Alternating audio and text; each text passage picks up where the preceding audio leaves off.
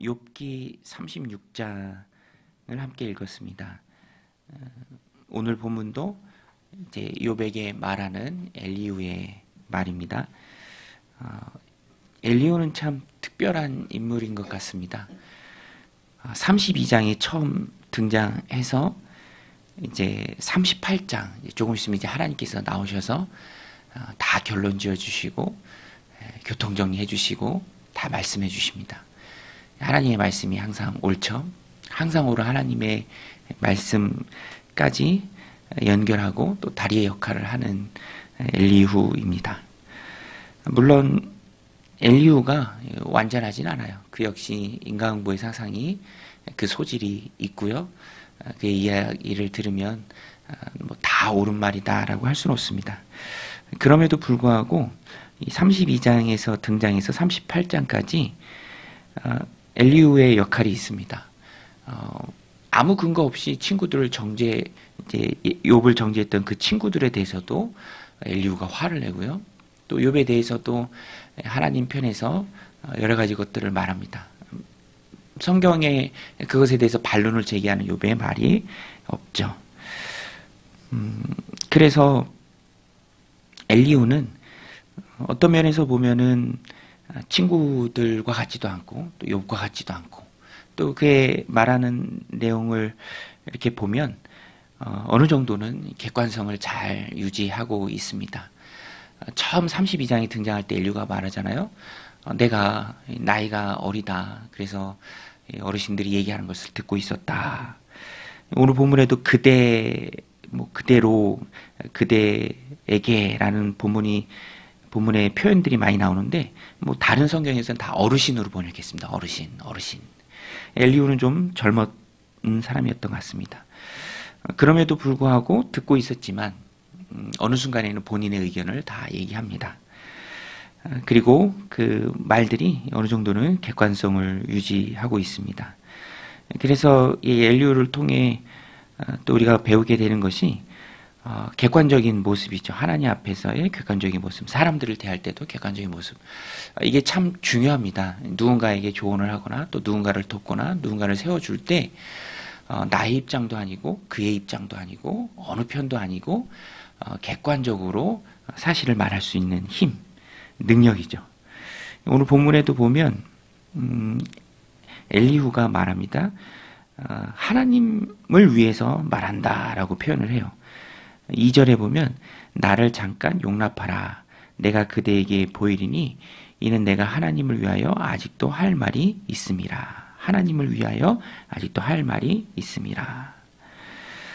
나를 위함도 아니고 또 누군가 다른 사람을 위함도 아니고 하나님을 위해서다. 하나님을 위해서 말하고 하나님을 위해서 행동하고 우리 그리스도인들이 하나님 위해서 살아갈 때 늘 하나님의 마음을 품고 또 하나님 편에 서서 하나님 곁에 머무르며 말하고 행동하는 것이 참 중요합니다. 비단 여기에 나와 있는 엘리후의 말을 인용하지 않더라도 우리가 그리스도의 마음을 품고 하나님이라면 어떻게 하실까? 하나님이라면 어떻게 예수님이라면 어떻게 이 사실을 받아들이고 또 말씀하실까라는 그 생각을 우리가 가지고 있을 때 관계 속에서 또 내가 맡은 일 속에서 그런 주님의 마음들이 또 나올 수 있는 것이죠. 또 한 가지 본문에 보면은 욥에 대해서는 신중할 것을 요구하는 엘리후의 말이 있습니다. 18절에 보면 그대는 분노하지 않도록 조심하며 많은 뇌물이 그대를 그릇된 길로 가게 할까 조심하라. 신중하라. 22절에 보면 하나님은 그의 권능으로 높이 계시니 누가 그같이 교훈을 베풀겠느냐. 누가 그를 위하여 그의 길을 정하였느냐. 누가 말하기를 주께서 불의를 행하셨느냐 할 수 있으랴. 하나님은 초월적인 분이신데 우리의 행동함이 어떤 것으로 하나님께 영향력을 끼칠 수 있겠는가.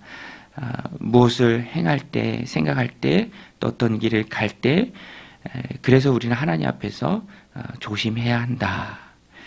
오늘 본문에서 원론적인 입장에서 이렇게 보면은 하나님을 위해서 말하고 행동하라. 하나님의 성품을 품고 또 결국에는 그것이 하나님에 대한 찬양이 되겠죠. 하나님은 이렇게 위대하신 분이다. 우리를 향해 선한 의도를 갖고 계신 분이다. 내가 속한 교회에서 그 하나님의 뜻을 분별하고 살아가는 것이 중요하다. 하나님을 위한 것이다. 또 한 가지는 하나님 앞에서 조심하는 것. 그릇 행할까 신중하게 가는 것.